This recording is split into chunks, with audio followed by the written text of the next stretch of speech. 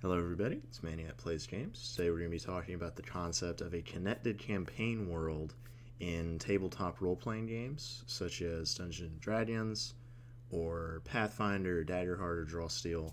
There's loads of them, but this concept should pretty much apply to all of them. A campaign world is really just the where and the when that your game is set in. That could be Faerun, that could be Greyhawk, that could be Middle Earth, any number of settings. That could even be in 48 BC Rome here in the real world if you wanted to do that. So that's the concept of a campaign world. And what I mean by a connected campaign world is taking that a step further and connecting multiple adventures or one-shots or even full campaigns to the same world and intertwining things and connecting things. And some of the more popular examples that I think of for this are Matthew Mercer's Exandria, where he has set multiple campaigns. Him and other DMs have run multi-session adventures as well as one-shots in this setting. Matthew Coville has his world that is far less online, but still you see parts of that in like the Chain of Acheron.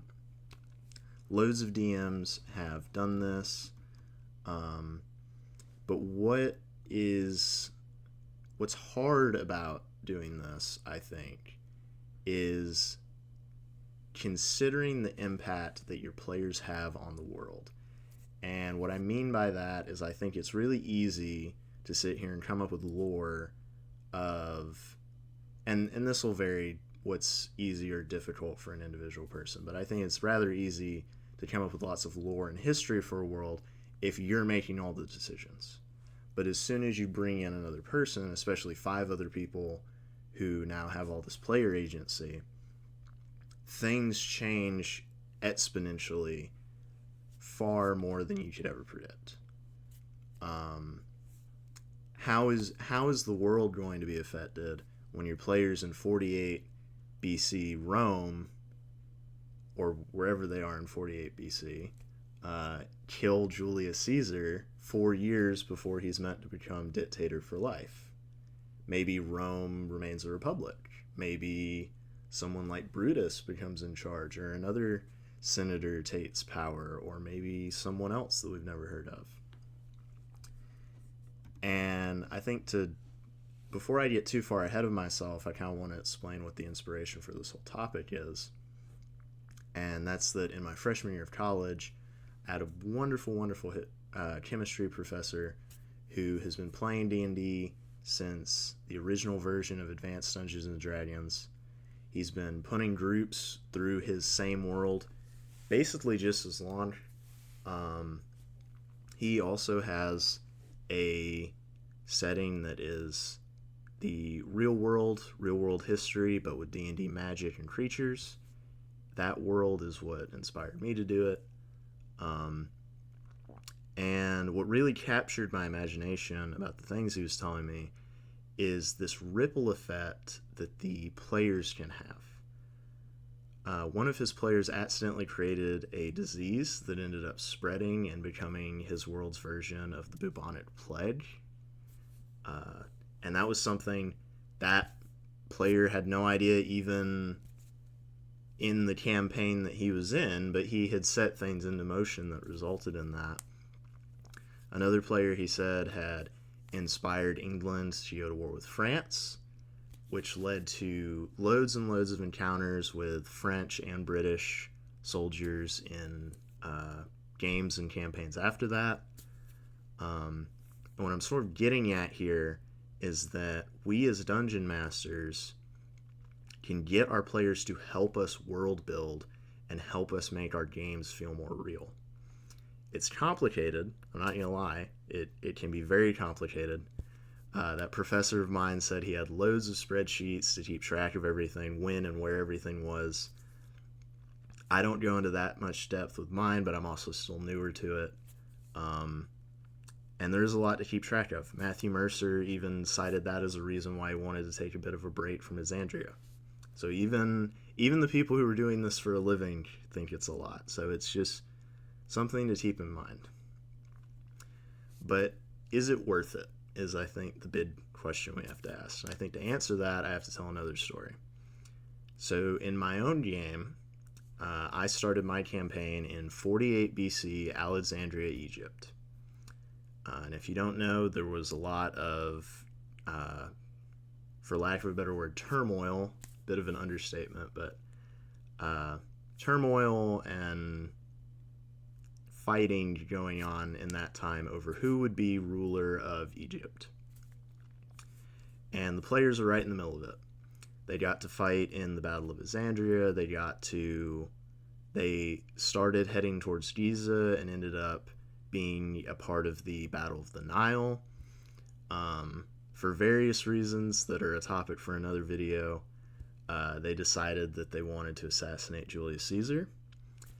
And due to great ingenuity on their part, as well as admittedly some poorly ran soldiers on my part, they actually managed to do it.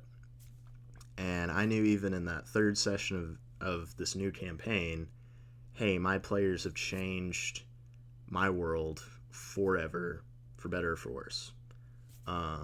Maybe without Caesar there, Rome goes back to being a republic. Maybe it still becomes an empire because of somebody else. Who ends up being in charge after Caesar? Loads of questions that you can sit here and ask and think about the causality. And fast forward to now I'm running my second campaign in this world in 5 BC Denmark, so there's a bit of a gap in time and space. But one of my players decided that he wanted their character to be from Rome.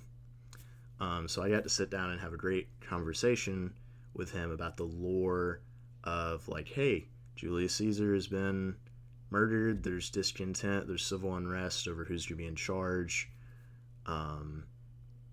It's still a republic. It's not the Roman Empire, it's the Roman Republic now because of these things. And that was a really cool moment where I'm sharing lore. He's interested in this because it's part of his character, but I'm not just info dumping stuff that I've made. This is the impact of other players that I'm essentially sharing with you. And really what I think, this video is sort of a little all over the place, but I think the sort of point I'm trying to make is that, to me, things like a player starting a plague or changing the fate of nations, and then other players getting to see these effects years and years and years down the line, just makes a game feel so much more real and lived in than anything else possibly could, in my opinion. Especially from the perspective of a DM, where I think a lot of times being a DM can become, in some situations, can become almost sort of this chore where we're making something good for the players and we forget that we're also a player. And I think bringing something like this into effect can help resolve that.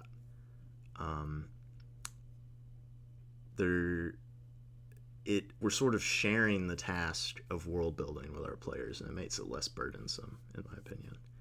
And there's also a whole subsection of this that could really be its own video, of the topic of using past player characters as NPCs in future games. Matthew Mercer and Matt Coville have both done this in their games. I think one of the more famous examples might be when Matt Mercer got to roleplay Grog, being this distinguished gentleman who had been educated over many years, and it made for a fun and interesting moment, right? And I think you and I can do that too if we set up the right situation for it. So that's probably going to be all for this video specifically. If you've made it this far, please do all the YouTube engagement stuff. Have a great day. There may be a part 2 to this at some point. We'll just have to see.